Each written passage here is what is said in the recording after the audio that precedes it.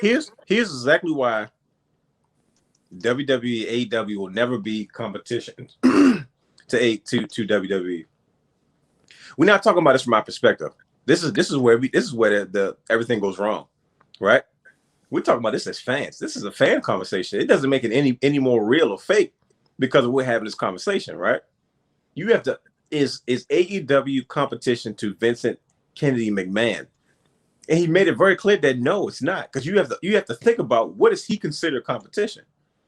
He considers competition a company that is fighting for the product that he's putting out, the audience that he's trying to capture, the money he's trying to make.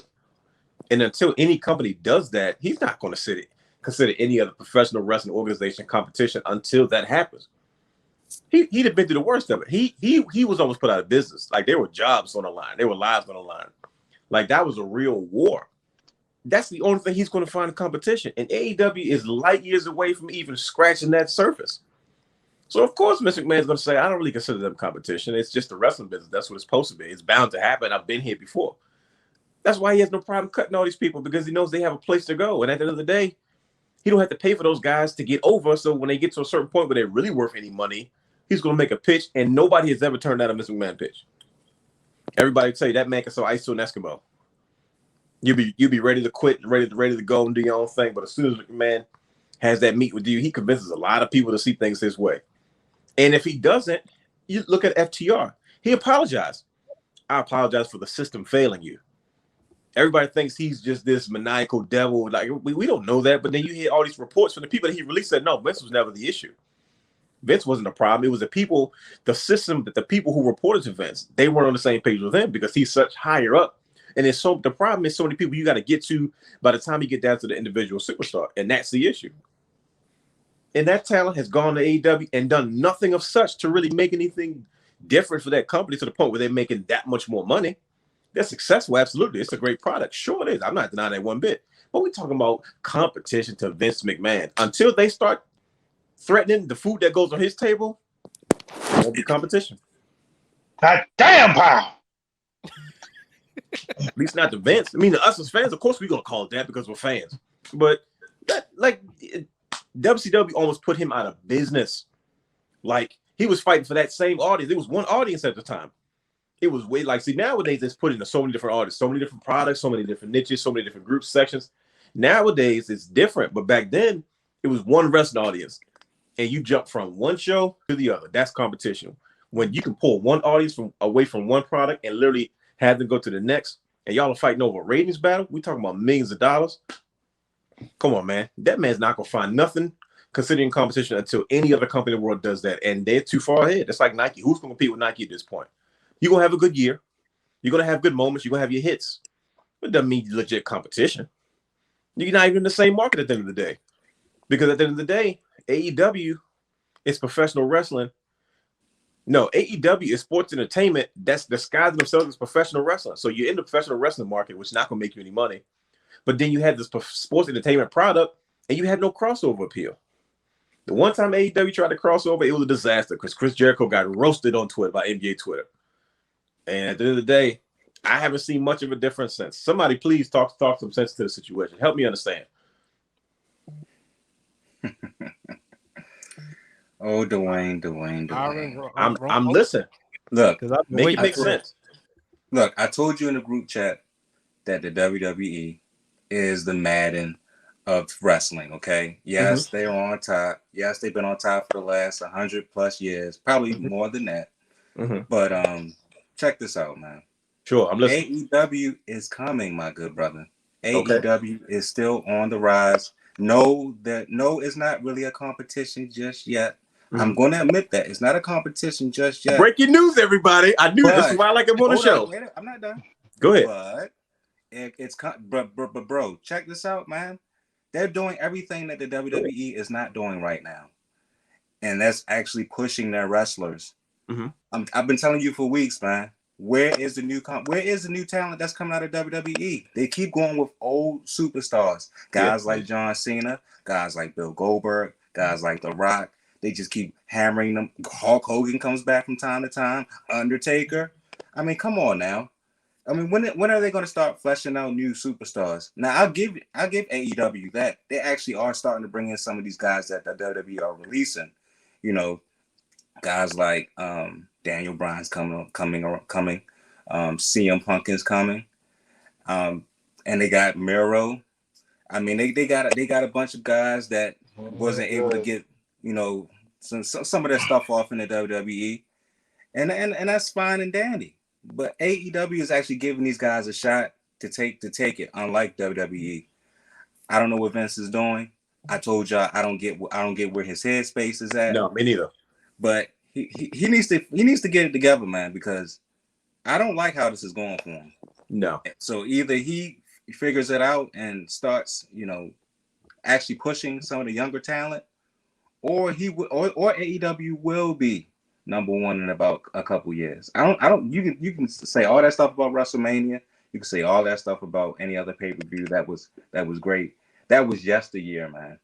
Right now, AEW is on the rise, and they're on the rise fast. And although it's only been about 2 years now, a lot of it's been in the COVID era. Mm-hmm. So let's not forget that the COVID era, everything was shut down for the WWE and AEW, but AEW has still managed to survive and thrive during the COVID era. So I mean, what are we saying here, man? Let me ask you one question. You made a lot of valid points, and I don't disagree with you. Listen, WWE is definitely playing the hits right now, right? But the difference I saw mainly with the WWE back in the 90s, when they pushed out Macho, they pushed out Flair, they pushed out Hogan, all guys that end up having second runs in WCW to make room for new stars, right? Yes. During a down period of professional wrestling, the new era. So let's talk about the Clique: Diesel, Shawn Michaels, right, Razor Ramon, X-Pac if you want to include them, and then let's say Bret Hart and maybe Lex Luger, that group. That was and the Undertaker. Those were the guys that they said we got to make room for these guys. They were pushing those group of guys, and the wrestling business was down. It wasn't doing well. Those guys weren't bringing in big money. You know what I mean? Like Shawn Michaels wasn't drawing that kind of money. Like Bret Hart was not drawing that kind of money. Neither was Diesel or any of those guys, right? Mm-hmm. So my question to you is, where is that group in AEW that's going to be the game changers? And when I say game, I'm not talking about just because fans. I'm talking about the money makers, the ones that you're going to see on the ravioli commercials, the ones you're going to see on MTV or ESPN. Those crossover guys that's going to take their business to the next level. Because right now, I'm looking at maybe like 2, maybe homegrown guys. You know what I mean? I'm looking at maybe a Darby Allin, MJF. But see, MJF. Sure, I'll give you MJF. MJF has a problem to me because MJF is he's little and he can't wrestle, so he has a good mouth. Like dude can run his mouth, like that's what he does well. But he writes checks his butt can't cash. Because when you see what he does in the ring, it's like, okay, I look, he's got a lot of EC3 in him. Man, you can carry a promo, but the minute you get in that ring, it's like, oh man, I wouldn't go that far to win. I'm not saying he's that bad. Really? I'm not saying he's that bad. I'm not saying he's that bad. Trust me, EC3 is terrible. Very disrespectful. But I'm saying he gives a lot of that vibe. Like, bro, like the most I remember about you is what you said before and after the match. That's the vibe I'm getting. Boy. Turn on his match with Jungle Boy. Turn on his first match with Jericho. The boy can go. I don't know that doesn't mean anything. Byron, that doesn't mean nothing to us wrestling fans. That doesn't mean anything to us. That does not mean anything to us. We're the minority in this group. We're the minority. Like y'all keep thinking like it's about us. On a goofy cereal box. When AEW has crossovers with Street Fighter, they have crossovers with Street Fighters. They have a lot of gaming conventions. They have things that us real people care about, not these stupid little kids who are 10 years older to be watching wrestling. Nobody. That's a wrestling fan conversation, Byron. We talking crossover. That's nice for the future. That hasn't made AEW competition. Okay. Crossover. Okay. You said how many wrestlers you said? How many wrestlers you asked me? Was it 3 or 4? Said, like it does. I'm right now. I've only seen maybe 2. Like where's that group that's going to be the game changers for AEW? Like the Clique changed the business eventually. So like they weren't it in the 90s, like during the new generation, but that's where it got started. Eventually, what you get from DX and NWO, we're still talking about that 25 years later because it was monumental at the time. I mean, WWE had like everything. They They had Shawn Michaels, who was great. They had Triple H, who was great. I mean, they had everything. They had the straight formula that made everything go, and they wasn't afraid to try new things or push the edge. And that's what's missing in WWE now. But AEW, who's that for AEW? I'll give you some guys. I'll give you some guys that I think that are gonna be great in AEW. Talk to your boy, because I see maybe two. I think MJF is definitely one. I think MJF has everything. I think he can wrestle. And we talk about maybe he hasn't had the perfect match, but I think he's a lot better than EC3. I don't. Oh no! Trust me, I'm not. I don't get the EC3. EC3's terrible. But yeah, EC3 is bad. But also I think Darby Allin is another guy. That's true. I know you don't probably see it in him. I'm not a big fan of him, but things in him. He has a huge fan base. I'm seeing his popularity. You know what I mean? Like I don't have to be a fan of him. He has an factor, no doubt. You know what I mean? I definitely think he has the it factor, and when Sting pushing him or helping pushing him, he's getting a lot further along. Okay.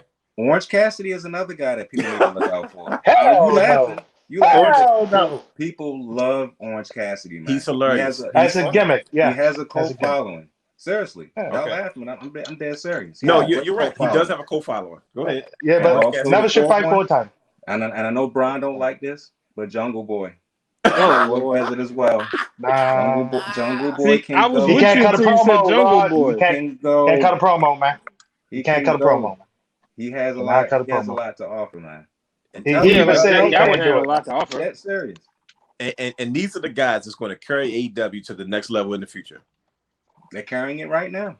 Okay. Why don't they have over 2 million, 3 million viewers yet? They will be. Trust me, they will be. I understand like wrestling ain't working with guys like Daniel Bryan, working with guys like CM Punk, working with the Big Show. So you work depending on Vince's guys. Yes, Vince's guys. Taking that WCW thing. He pushed to the side because he don't want them anymore. Because he don't know what to do with them. He's done it before. The same thing WCW did. Vince has done it before. To Dwayne's point, can I say something to Dwayne's point real quick? Sure. He said that Vince goes and apologizes to people that he failed them. No, used them wrong. That was not my point. That's not what I said. You gotta listen carefully. You said that though. No. I said to FTR. They specifically just to them specifically. That was the example I used. I said because people said that. Them and goofy costumes was gonna make them a comedy gimmick, right? That's the same thing, right? You're talking about it, right?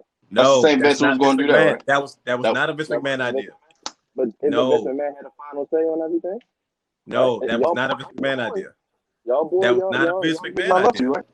It was not a Vince McMahon idea. Like I don't. Hence why what is he saying? Because I think that when things go wrong at AEW, they actually fix it. Vince will act like it don't exist and keep saying, "Oh, I failed this person, I failed that person." If you really didn't want to fail them, why didn't you shouldn't have booked them right when you had the chance right there? Because Vince McMahon doesn't book the talent. Okay. Like Bruce, okay. He doesn't. Bruce Pritchard does. So Dwayne, you putting all this on Bruce Pritchard. You said this what? is all his fault.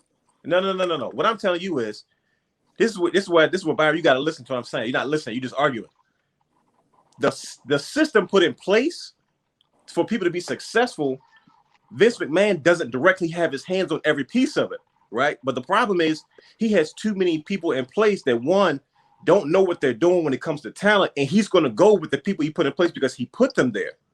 So by the time it's a problem, the talent comes to Vince McMahon and said, "This is an issue," and Vince is like, "Why didn't you come to the meetings before?" And they're like, "Yo, because you have all these people who are not necessarily in everybody's corner. They have their favorites. So by the time it gets to you, we're already fed up and done." And that's why he apologized to FTR. That's why FTR. I respected them so much because when they got to AEW, they refused to badge Vince. They're like, "Yo, he's not the problem." They said it's not about it's not sour grapes. We want to be the best tag team in the world, and we can't do that because the way the stuff is set up, if you have an idea or you have creative or you don't like something, it's got to go through 10 different people because that's just Vince McMahon's system. It's flawed. It doesn't work. And that's his problem. Listen, I agree with you. That's exactly what the problem is. But at the same time, you can't sit there and say, "Oh, Vince McMahon came up with the gimmick. It was his idea. He put it." Like, come on, man. Let's be real. That's not how no business works. Vince McMahon, the same man who walked in 5 minutes before the show and rips up the script. Isn't he the same guy 5 minutes before the show changes the end to matches? That makes no type of sense. Like the whole you thing. Believe in everything you read on the dirt sheets, though? He really does. He has to. Because firsthand accounts a lot tell you of it otherwise. comes true. Not everything. Not everything. But a lot of it does. Firsthand accounts tell you otherwise. That's what I'm trying to say. The people that work in the business tell you otherwise. Like you can listen to Durst all you want, but if Bruce Pritchard will come and tell you that wasn't a Vince McMahon idea, I'm telling you where that came from. Sure, you can blame Vince McMahon because he's in charge of it. Of course he is. He's the CEO, and yes, and I don't deny that stuff one bit. But you're not gonna sit there and say that it's solely his fault, because if the talent that's being released is telling you no, Vince is not the problem, why are we sitting here as fans looking dumb saying it's Vince McMahon's fault? And the talent that got released, because a lot of the talent does say it's his fault. What talent got released and said Vince McMahon held me back? Seriously. One being Moxley, when he had that nice hour-long interview with Jericho. You know why? Because Jack Daniels Moxley didn't fit into what WWE was trying to do with him. That's understandable. He did the right thing. He left. And most recently, Peyton Royce. She spilled the beans. See, do you remember? Everybody blamed Vince McMahon. They go Vince McMahon again. He broke up the Iconics. She came out and told the truth. You know what? That was my idea. Now everybody's backtracking. Like exactly. But she was also encouraged by Vince McMahon. Like, you could be great as a singles competitor. Of course he is. You know why? Because did you hear Eric Bischoff said about tag teams? Once again, I'm talking about an industry person. He said they don't draw money. And that's a business thing. See, we always want to talk about the creative of it because we fans. That's why people make fun of us, because we talk about the creative aspect. Like, bro, it's still a business. He said, let me tell you about tag team wrestling. He said, tag team wrestling will never be as popular as it was, and the fans did to get over. He said, because financially, it doesn't make sense anymore. It made sense in the 80s because that was the product what you were watching. People still cared about the wrestling. It's 2021. That's why FTR is not talking about being the great tag team division anymore. You know what they're doing? They're part of the Pinnacle. That's a storyline because they're much more important involved in sports entertainment than let's have a tournament to see who's the best tag team in the world. That's not good. The people are going to change the channel. Okay. That's just how it works. Like I said, my argument ain't about my opinion or somebody else's. We ain't here to do that because we look, like I said, that's why we look stupid as wrestling fans, right? Because everybody likes what they like. You know what I mean? I don't have to like something to say like AEW is great in its own mind, right? Because in its own mind. like think about it. Like it does what it does well. My only issue with AEW has always been they came out running their mouths talking about how they was going to be this and that. I'm like, bro, I'm not seeing the promises that y'all made about what y'all doing. And you know what? I told you before, and I'm gonna stick to it. I do not like when they do that. I don't like when they go on a tangent. When Tony Khan goes on Twitter and starts running his mouth, I completely do not like that. But you notice who only does that though? It's only Tony Khan and the Young Bucks. Cody doesn't do it.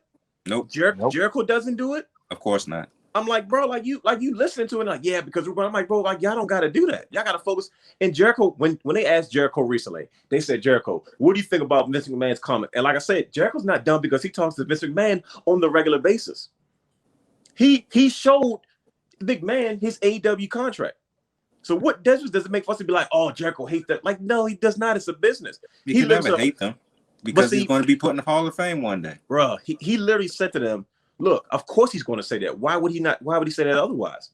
Like, that's his job to do that at the end of the day. Because once he made it very clear that, yo, we can give them some of our talent, it's killing the momentum of let's compete with WWE. Like, bro, you got no momentum if the people from WWE that left there like, yo, we don't got to do that. We just want to get paid and do our own thing. That's the whole point of AEW. Correct. That's what makes it counterculture. But they don't want to be seen as counterculture. They want to be seen as the main product. And that's where they're struggling because they're trying to find a way to compete and making fun of them and trolling them on TV with the gimmicks. That's not working anymore because, first of all, if it's not better than WCW, they cater to our audience, supposedly. If you can't do better than we had when we was kids, it ain't going to work. So now you got to put on a show. That's a hard thing to do. It is. So I'm just like, bro, where that's in the society we live in 2021. To me, I'm just like, yo, like for instance, Cody Rhodes. Everybody know Cody Rhodes really went at Triple H that first statement. That sledgehammer to that throne. I said, bro, you want to talk about AEW? That is the defining moment of it, right? And then he comes out the other day and goes, oh, no, I ain't gonna lie to you. He's really a mentor to me. Like, I strive to be just like him. Like, he shows me that. I'm like, bro, you killing Tony Khan right now. Because to me, it seems like, now correct me if I'm wrong, it seems like half the internal group of AEW wants to focus on AEW stuff, which they should. Make your product the best. And then you still got Tony Khan that wants to be respected in the same conversation with WWE. But my thing is, bro, you're not there yet. He's not there. He's not there because he keeps talking. But I think business-wise, he's He's getting in there. He's getting okay. They got a good business model, no doubt. Go ahead, D. go ahead, D. What you gotta say, man? Yeah. You gotta say anything yet? I mean, they business wise, they're doing well on the live shows. Mhm. They're doing good, but I'm telling you, what they've done with Hangman, he's been waiting for 2 years. If you want to go out there and be different, push your own talent, man. Don't bring Christian in, have him floundering now. Oh, we're gonna put him in the title picture now. The E does the same stuff when they bring their legends back. We cannot let AEW get a pass on that. So do you help me understand, D? And here's my biggest issue, because you got a guy like Hangman Page. Remember when they first announced AEW, right? He was at the forefront. Mm-hmm. Like they were teasing him and Bastard Pac to be like in that early title picture, because Pac was still, I think he was still in Dragon Gate USA. Like he was still making his run before they made. So right off the WWE release too. Or how many times has he been passed over for this AEW championship since the beginning? And now once again, he's in the mix. He's with the Dark Order, not really understanding what that's about. And then all of a sudden, now he's bumped because because his record says, the rankings say, because he's 5-0 since he's been AEW, he's the #1 contender now. And I'm like, if you ask me, somebody sat there and told him, you know what draws a bigger match than Hangman Page and Kenny Omega? Christian Cage and Kenny Omega, and just that quickly, the main event, it got switched. If this is some same old WWE stuff, I don't know what it is. Help me understand. It's a bad. I call AEW right now their interpretation of the E. And I think I'm not saying it's the greatest. It's not, but because we know. Look, y'all know how I feel about NyQuil. We don't call that all word. Yeah. So they're bad. AEW does the same thing at the moment. The last 3 weeks, they put me to sleep.